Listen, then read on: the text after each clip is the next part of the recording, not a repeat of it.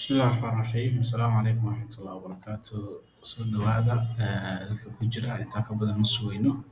waa bilaabaynaa caawa casharkeennii shanaad haddii ilaahay yidhaahdo oo nooga hadli doono brokerska ama mukhalasiinta adiga iyo suuqa weyn idiin dhexaysa iyo qaabkay u shaqeeyaan iyo kabaniyaasha iyo waxyaabaha lagu doorto iyo maxaa laga fiiriyaa iyo mawduuceenu caawa intaas ku saabsan yahay insha allah haddii ilaahay yidhaahdo marka waxaan rajeynayaa in wax laga faa'iidi doono forex brokersku saa hore u sheegayba waa kambaniga idin dhexeeya adiga between you oo retail traderka ah and the market iyo suuqa weynaa saa idin sheegay trading oo retail traderska ama dadka lacagaha yaryar suuqa dadka iga xiran miyaan soo dhigo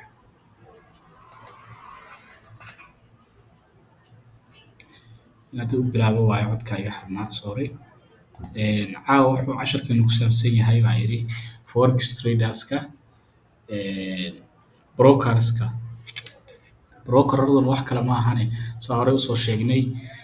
haddii lagu dhaho brokerku muxuu yahay waa kambaniga u dhexeeya adiga oo ah qofka retail traderka ah iyo suuqi weynaa oo aad gelaysid suuqan waxaa la sheegaa in loo ogolaaday dadka retail traderska wixii 1991 ama 1990 ka dambeeyey waagi hore bangiyada waaweyn dadka lacagaha tirada badan la haysto keliya baa ku trade gareyn jiray marka baa loo ogolaa inay ka trade gareeyaan markii dambe waxaa loo ogolaaday dadka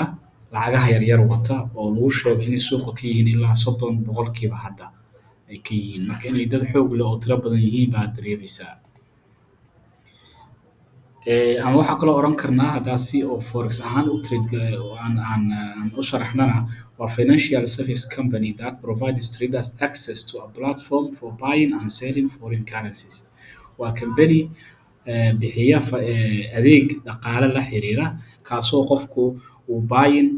uu ku gadan karo iskagana gadi karo lacagaha foreign-ka lacagaha qalaad uuna kusoo gadan karo kuna sii iibin karo waa tradingka caadiga ah oo la yaqaan inaad buy garaysid ama inaad sell garaysid marka brokersku wax kale shaqadiisu ma ahan waa mukhalas idin dhexeeya adiga iyo suuqi weynaa shaqadaas uu kuu qabanayana si lacag la-aan ma kugu qabanaya khidmad buu kaa qaadaya commission wax la yiraahdo oo kasoo dhex bixi karta inuu trade walbo aad gashid uu lacag kugu charge gareeyo ama in wax la yiraahdo spreadka iyo waxyaabaha farqiyada u dhexeeya trade-ka markaa gashid meelaha uu ka furmayo lacag uu ka helo labada midkood buu lacagta ku heli karaa marka forex saa idiin sheegay is short for foreign exchange taa waa soo sheegnay transactionsna in the forex market are always between a pair of two different currencies transactionska forex marka lagu jiro suuqa lagu trade gareynayana mar walba wuxuu ka dhex dhacayaa oo uu ku saabsan yahay laba lacagood oo hal lacag keligeed kuma trade gareyn kartid iyada okay marka laga soo reebo waxyaabahan la yiraahdo maxaan ku dhahay to indiceska oo ayagu kambaniyo isku tagay ah laftirkooda marka laakiin sida caadiga ah foreign exchange marka laga hadlayo waa laba lacagood GBP USD GBP JPY Euro USD saas oo kaleeto and if you are a trader in the foreign exchange market there are dozens of online brokers marka haddii aad forex traders noqotay oo aad suuq kartid inaad ku trade garaysid lacagtaadii meesha aad dhigan lahayd forex brokerskana wax kale ma ahana waxa weeye qofki idin dhexaynayay adiga iyo maxaan ku dhahay to suuqi weynaa marka boqolaal ama kumanaan ama dozens daraasiin forex brokerska baa suuqa ku jira kuwaas oo raadinaya looking to win your business inay adiga lacagtaadii ku guulaystaan oo lacagtaada ayaga intaa ku shubatid si ay commission iyo shaqo ugu abuurtid ay kaa helaan marka see u kala dooranaysaa see ku ogaanaysaa brokerka fiican maxaa laga fiiriyaa waxaasaan ka hadli doonaa insha allah marka visit any financial news website and you are likely to be bombarded with an overwhelming number of intent advertisements from forex brokers haddii aad booqatid website-yada newska dhaqaalaha ka hadla waxaa arki doontaa brokero tiro badan oo isxayeysiinaya oo meelahaas isku xayeysiinaya marka brokersku farihii bay ka bateen aad ay u badan yihiin wadamo kala duwan bay joogaan regulations gaar ah la taxalluqa intaasoo shuruuc bay kala leeyihiin ayagoo ay ku xiran tahay wadamada iyo meelaha ay joogaan marka adaa la rabaa inaad iska kala fiiriso oo midka u fiican aad dooratid. waxaan u malaynayaa Soomaalida hadda Forex-ka IC market baa ugu caansan marka Soomaaliya la joogo. Kenya marka la joogana intaas oo brokers aa jiro. Babystone mid la dhaho, HFM mid la dhaho, way badan yihiin. Marka adaa la rabaa shuruucdooda iyo waxyaabahooda inaad iska akhrisid. Marka tips for selecting a forex broker waxyaabaha iska fiirinaysid marka aad forex broker ka hadlaysid baa xaggaan kusoo gudbinaynaa. Kow maxay tahay waa regulatory compliance inaad iska fiirisid oo ah the first thing to check when selecting a forex broker is their reputationkooda iyo sumcaddooda ayaa la rabaa marka u horeysa of broker horta inaad rabtid inaad geshid ama iska register gelisid ama lacag ku shubatid inaad iska fiirisid. Tusaale ahaan, the United States, a reputable forex broker will be a member of the National Futures Association. Tusaale ahaan, Maraykanka oo kale ku yaala waxaa la rabaa inay ka diiwaan gashan yihiin oo ku jiraan National Futures Association hay'adda la yiraahdo. Waa self-regulatory organization for the futures industry. Waa hay'ad futureska lagu trade gareeyo, regulate gareyso oo sharciyeyso oo cidda u ogolaato keliya baa Maraykanka dhexdiisa dadka jooga ay ka furan karaan. Hay'addaas sidoo kaleeto it will also be registered with the Commodity Futures Trading Commission wax la yiraahdana sidoo kaleeto waa inay hay'addaas ayaduna waa inay ka register gareysan yihiin oo hay'adahan waxay ka caawinayaan oo customer-ka ka hubinayaan aan raba inuu suuqa soo galo qaabka uu markaasi rabo iyo service-ka uu qabanayo ayaa la rabaa inuu ka fiirinayaa sharciyan oo waxaa laga fiirinayaa inay u qalmaan inay dadka u adeegaan, inay u qalmaan in lacaga lagu shubto, lacaga damaanado tiro badan baa laga dhigaya hadday dadkan khasaariyaan oo kaleeto ama iska kacaan oo kaleeto dadkii lagu cayminayo wax uu loo celinayo waxaasoo dhan bay ka fiirinayaan. Marka Maraykanka oo kale hadduu brokerku yiraahdo Maraykanka oo waa inaa meelahan kasoo fiirisaa numbers gaar ay leeyihiin waxaasoo dhan. Marka maxaa nidhi a broker will typically provide it is soo ma jeedo waxaa hadda sheegayay. Typically provides it is NFA member number in the About Us section of this website. Haddii uu Maraykanka register gareysan yahay waa inuu NFA numberkooda National Futures Association number ay siisay waa inuu geliyaa meesha ay ku qoran tahay About Us annaga nagu saabsan marka uu ka hadlayo waa inuu numberkaas geliyaa. Hadduusan numberkaas gelin macnaheedu maxay tahay? Kama regulate gareysana Maraykanka hadduu rabo wuu ku yaalaay laakiin regulation ma ahan oo wax la isku halayn kara ma aha. Inaad iska taxadirtaa marka la rabaa. In addition, each country outside of the US has its own regulatory body. Maraykanka tusaale unbaa loo soo qaatay waddan walba wuxuu leeyahay hay'ad u gaara oo sharciyeysa brokerska iyo waxyaabaha financial institutionska la xiriira. Okay? Marka inaad meelahaas oo kale ka fiirisid ma aqaan Soomaaliya hadda inay leedahay. Soomaaliya bangiyada baa hadda furfurmaya laakiin Kenya oo kale way leedahay hay'ad arrintaas sharciyeysa oo brokerada ay ku sheegayaan inay ka registered ka yihiin oo numbers ku haysta oo caadi u sharx oo kugu sheegaya inay meeshaas regulationka ay xaggaas ka qaateen. Maxaa kaloo la iska fiiriyaa marka aad forex broker dooranaysid account features wax la yiraahdo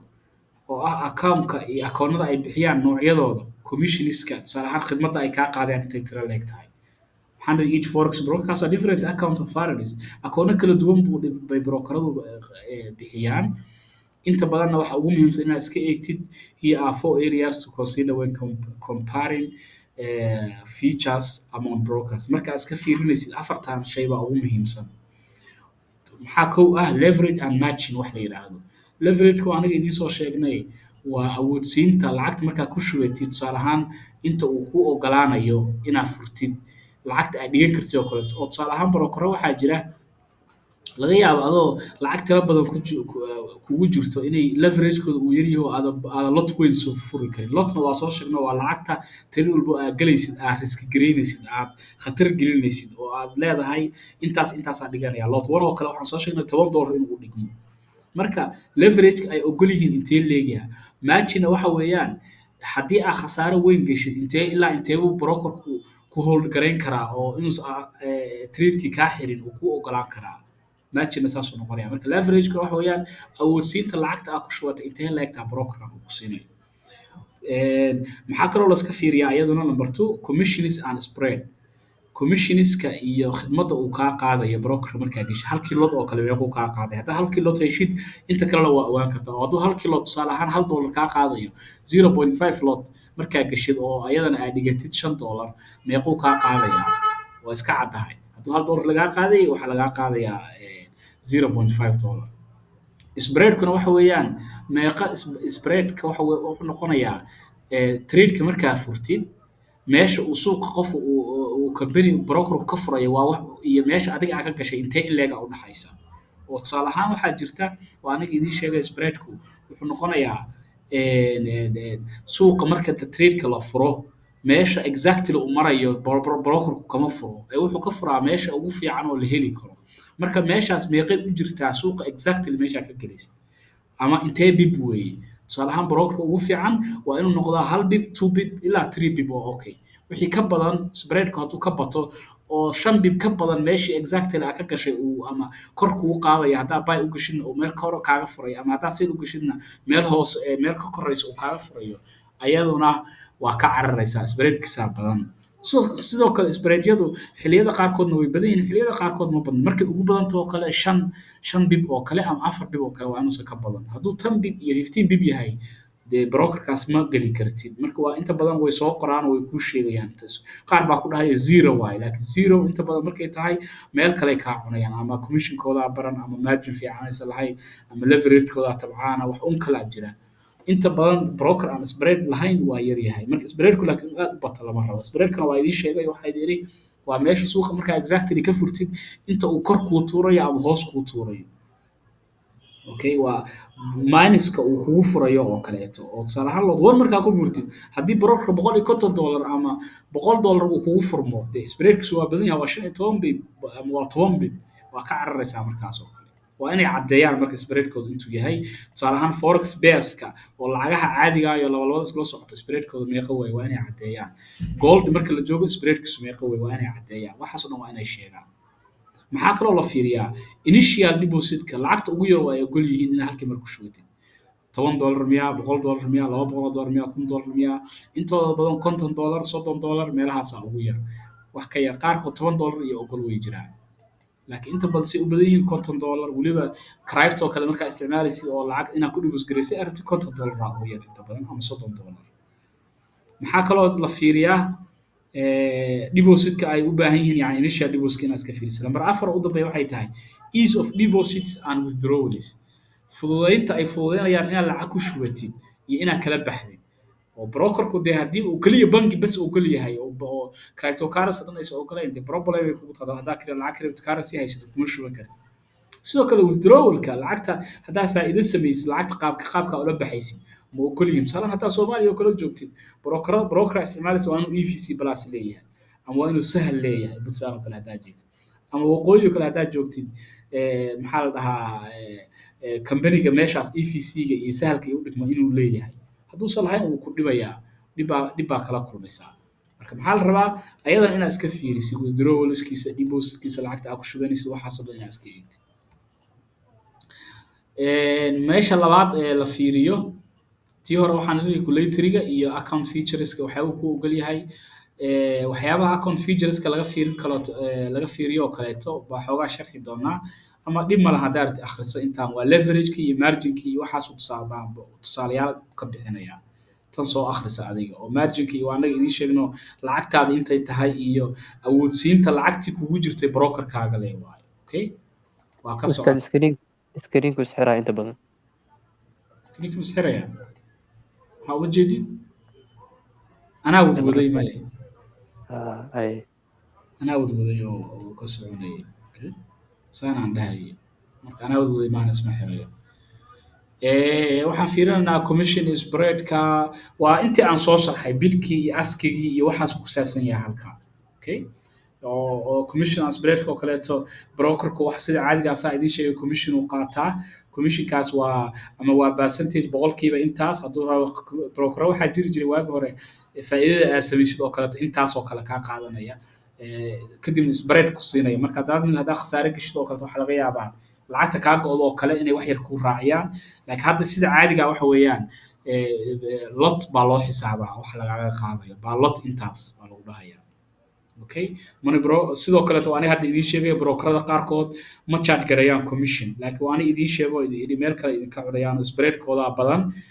meelahaas oo kale lacag ka helayaan marka waxaa laga yaabaa inuu ku yidhaahdo broker commission balihi sida fiican inaad kan commission kale qaadatid waayo akoonnada commissionka leh intooda badan spread badan ma laha laakiin hadduu broker ku dhaho akoon noocaasa oo aan commission lahaynaa jiro spreadka ugu badan la soco iska fiiri marka popular trading pairska ugu caansan oo lagu trade gareeyo waa hore aad kugu soo sheegay euro USD GBP USD GBP JPY kuwaas oo dhan tight spreads bay leeyihiin spread badan ma laha spreadska inta badan wuxuu ku badan yahay suuq markuu furmi karo ama marka volume-ku uu badan yahay oo kaleeto wuxuu kaloo spreadku aad u bataay oo kaleeto marka suuqu uu volumekiisu yar yahay si dad badan oo kale ku jirin oo suuqa xilliga uu furmayey uusan dhoweyn oo kaleeto saacado ka badan yihiin oo kaleeto inta badan suuq markuu furmayo oo kale xoogaa way yareeyaan okay qaarkood intooda badan laakiin waxaa jira suuq markuu furmo aad u badinayo spreadka marka meelahaas kale inaad iska fiirisid meelaha kaloo laga fiiriyo hadda waa intii haddeer aan idiin soo sheegay oo ah afartii hadda aan sharxayey buu sii sharxayaa oo featureska maxaa ka mid inaa iska fiirisa asagana depositkii iyo withdrawalkii muxuu isticmaalayaa tusaale ahaan each force broker has specific account withdrawal and funding policies qaab loola baxo lacagta iyo qaab loogu shubto siyaasado gaara bay ka leeyihiin marka waxaasoo dhan inaad shuruucdiisa iska akhrisid brokers may allow account holders to fund accounts online via credit card inaad credit card kula shuban kartid qaarkood baa ogol oo akoon bangi oo kaar bangi inaad kula shubatid qaarkood waxay ogol yihiin system act payment la dhaho kaleeto qaarkood paypal ay ogol yihiin keliya ama ugu jiraa qaarkood wire transfer oo bangiga lacagta inaad kasoo dirtid oo meeshooda ku shubtid bay ogol yihiin qaarkood bank check bay ogol yihiin laakiin ma badna ayaguna aad looma isticmaalo qaarkood business or personal check bay ogol yihiin withdrawalskuna waa lamid asaguna intaasoo nooc uu leeyahay paypalaa kula bixi kartaa card bangigaa kula bixi kartaa waxaasoo dhan ama bangigaa toos ugu soo shuban kartaa waxaasoo dhan ay leeyihiin marka inaad iska akhrisid oo iska fiirisid brokerada marka forexka la joogo aaday muhiim u yihiin gaar ahaan marka aad lacagtaada rabtid inaad toos u isticmaashid inaad iska fiirisid insha allah ayaga kambaniyaasha oo profimka la yidhahdana waa arki doonaa waxaan idinkaa iska baran doonaa haddaa suuqan iskaga dhex jirtaan brokerada kuwa ugu fiican oo kaleeto meelaha laga fiiriyo waxaasoo dhan waa iska baran doontaa sidoo kaleeto waxaa la rabaa brokerka inaad iska fiiriso waxa la yidhahda currency pairs of fund currency pairyada lagu trade garayn karo ee systemkiisa ku jira kuwe weeye inta badan currency pairyada fiican oo dhan broker walba wuu haystaa okay currency pairya qaarkooda laga yaabaa kuwa weliba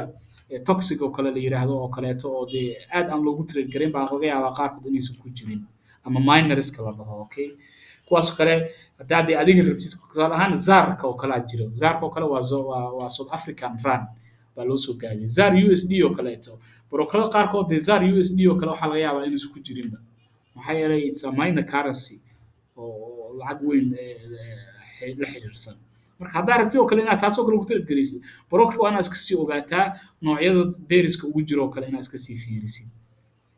laakiin inta badan oo beeriska aan idiin soo sheegay oo major currencieska ah oo beeris iyo beeriskooda way ku wada jiraan most brokerska ma jira broker uusan ku jirin because cidna uma imaanayso haddaysan ku jirin okay marka while there are a great deal of currency available for trading only a few get majority of the attention and therefore trade with the greatest liquidity marka inta badan brokerada majority oo trading pairska la isticmaalo way ku jiraan okay maxaa ka mid ah USD JPY USD CHF waxaasoo dhan iska fiirtay major pairska oo kale inay ku marka intooda badan way ku jiraan laakiin waxaa laga yaabaa indiceska oo kaleeto ama metaliska qaarkood oo kaleeto inaysan brokerada qaarkood noocyada qaarkood aysan ku jirin marka haddaa noocyadaas kale adiga rabtid waa inaad iska sii ogaataa broker intaada lacag ku shuban important is that they offer the pairs with which interests you as a trader inaad iska fiirisid pairska adiga aa xiiseynaysid inay ku jiraan brokerkaas meesha ku xigta waxa weeye ayadan iska fiirisi oo meelaha muhiimka ah brokerka markaad dooranaysa iska fiirinaysid maxaa ka mid ah trading platformna waxa weeye wax kale ma ahane waa meesha portalka laga trade garaynayo oo MT5 oo kale idiin sheegay C-Trader idiin sheegay MarkTrader idiin waxaas oo dhan waa lagu dhex trade garayaa waa applicationada la isticmaalayo oo suuqa laga dhex gelayo kuwaas kale inay nooca aragtidu ay leeyihiin kan ugu caansan inta badan hadda waa MT5ka oo shirkadda MetaTrader ay leedahay laakiin kambaniyaashan oo kaleeto ama applicationadan oo kaleetana way jiraan hadda kan kusoo xiga MetaTrader ama MT5ka waa C-Traderka oo lambar 2 ku jira kan kusoo xiga waa match traderka midka la dhaho waxaa kusoo xiga dx trade mid la dhaho marka brokerada qaarkood mt5ka intooda badan way leeyihiin laakiin meesha kambaniyaasha aysan inta badan ka raadin doontid waxay noqonaysaa marka profimiska la gaaro oo ah shirkadaha idiin sheegay oo lacago aa ku trade garaynaysa bixiya kadib marka aad jalams ama imtixaan martid oo kaleeto insha allah habeen gaaraan ka hadli doonaa I think inay casharka lixaad noqon doonto iyo qaabkay u shaqeeyaan iyo waxaas qofku inuu barto kuwaasaa waxaa laga yaabaa qaybtood inaysan lahayn mt5ka oo qaar waxaa laga yaabaa mt5 aan lahayn oo c trader leh laakiin kuwaana mid leeyihiin ama c trader bay leeyihiin ama mark trader ay leeyihiin ama dx trader ay leeyihiin marka dhanka fududaanta marka laga eego mt5ka waxaa kusoo xiga aniga saa is leeyahay c traderka kusoo xiga baa ugu fiican oo uguna yara fudud qaabka barashadiisa iyo qaabka tradeka loo galay marka trading platform waa investors portal to the market waa qofka lacagta wato oo suuqa rabo inuu lacag kaga trade gareeyo meesha uu lacagta ku shubanayo uu ka trade gareynayo waay as such traders should make sure a broker's platform and software comes with a technical and fundamental analysis waa inuu iska fiiriyaa in technical iyo fundamental ba laga dhex trade gareyn karo inta badan mt5ka waa technical ahaan waa laga fiirin karaa iyo meelo newska laga fiiriyo waxaas uu leeyahay ama asagaa maasid ahaan usoo dirayo oo kaleeto technical ahaanna waxaan ka wadaa technicalkana waa chatskii fundamentalna waa newskii waxaas la xiriiro meelo laga fiiriyo iyo waxaas oo dhan uu leeyahay oo computer haddaa ka furisid iyo mobile haddaa ka furisid waxaas oo dhan waa arki kartaa okay fundamental tools they need and that traders can be entered marka noocyadan kaleetana waa applicationada mt5 kaas soo raaca other considerations waxaa ka mid ah asagana customization options oo kale meelaha wax ka bedeli kartid applicationka uu broker ku siinayo inuu leeyahay oo order entry oo kale uu ku siinayo ama pending orders oo kale uu leeyahay automated trade options inuu leeyahay oo automated waxyaabo lagu automate gareeyo si automatic inuu trade kugu furmo oo kaleeto waa pending orderskii waxyaabaha idin sheegay inuu leeyahay strategy builders inuu leeyahay barnaamij aad istaraatiijiyad ku gaar ah adiga aad ku dhisi karto inuu application inuu leeyahay backtesting of features inuu leeyahay hadaa backtesting ku samayn kartid aragti inaad backtesting wax kale maahane suuqii horey waxyaabihii loo soo dhaafay inaad ka trade gareyn kartid oo si aad isku hubisid inaad trade qaadan kartid faa'iido inaad samayn kartid iyo backtesting la dhahaa waa inaad gadaal suuqa u celisid kadib adoo gadaal u celinaya aad trade gareyn kartid baa la rabaa oo si lacag sax aysan ahayn oo sida dheema camal ah inuu leeyahay trading alerts oo ah inuu ku xasuusin karo trade markuu tusaale ahaan meeshaas gaaro oo kale inuu kuu soo dhawaaqi karo inuu waxyaabahaas oo kale leeyahay most brokers marka maxay fiirisay asaga hubiso waxyaabahaas aan soo sheegnay oo hadday commissionist tahay hadday wax kala tahay maxay bixiyaan free demo accounts ay bixiyaan demo aad ku trade gareyn kartid oo kaleeto way bixiyaan oo qofku isku dayi karo so that traders can try out trading platform period prior to opening and funding an account kahor intaysan account funding lacag sax ah ku shubatid si aad isaga hubiso waxyaabaha aad raadinayso inuu brokerku leeyahay demo accounts bay ku siinayaan ku ogolaanayaan si aad isaga fiirisid waxyaabihii aad raadinaysid brokerku inuu leeyahay marka inaad marka hore demo furatid brokerka aad rabtid kadib aad ku trade garaysid aad fiirisid waxyaabaha aad raadinaysid inuu kuu leeyahay waxaa kaloo brokerska waxa laga fiiriyay ka mid ah waxa la yidhahda customer service oo ah inay de si fiican mar walba u baahatid aa heli kartid brokerkii chat haddaa u gashid oo kale aa heli kartid waxaasoo dhan inay available yihiin laakiin haddii brokerka 24 hour ka badan ay qaadanayso inuu kula soo xiriiro ama email markaa u dirtid oo kaleeto ay qaadanayso waqti dheer inuu kuu soo jawaabo brokerkaasoo kale waa ka cararaysaa marka dadka isticmaali jiray iyo waxaasaa lagu weydiiyaa okay marka forex trading occurs 24 hours a day inta badan suuq uu furan yahay saacado yar marka laga reebo so a broker customer support should be available at any time waa inaa xilli alaala xilli u baahatid ay dad ay u gaar yeeleen oo ay customer care oo la heli karo ay yeelaan so also consider whether it's easy to get a live person on the phone so kale waa inaa telephone live person qof caadi kula hadla ama by chat kula hadlo oo by conversation iyo chatting kula hadla wada sheekaysi qoraal ah heli kartaa meelaha laga fiiriyo ka mid yahay okay a quick call to a broker can give you an idea of the type of customer service ina hal mar wacdi oo kaleeto waxay ka caawinaysaa inaad ogaatid nooca customer service-ka ay bixiyaan ama nooca dadka qaabka ugu adeegaan oo kaleeto they provide an average wait time sidoo kaleeto waa inay bixiyaan xilliga ugu badan ee aad sugi karto tusaale ahaan inay ku dhihi karaan 30 minute bay qaadataa inaad heli kartid 15 minute 5 minute marka say u kala fiican yihiin bay ku xiran tahay iyo customerka ay haystaan inta badan brokerada customerska badan haysta 5 minute ka badan lama sugo agentiyadooda ama customer servicekooda okay marka casharkeen intaas ku ogyahay inaa meel waxyaabahaas iska fiirisid markaa brokerka iska eegaysid sharciyadooda noocyada akoonnada ay bixiyaan leverageka ay bixiyaan qaabka easy depositka iyo lacagaha oo kaleeto inaad iska fiirisid iyo customer supportka hadda u dambeeya iyo sidoo kaleeto platformka kale inaad iska fiirisid ay bixiyaan ama ay leeyihiin oo lagu trade gareeyo okay marka intaas ku kooban yahay wixii su-aala waa ka jawaabi karnaa haddii su-aal jirina waa dhammaystiri karnaa waa dhammaynaynaa videoga laakiin duubista haddaan dhammaynayna casharka intaas ku yahay asalaamu calaykum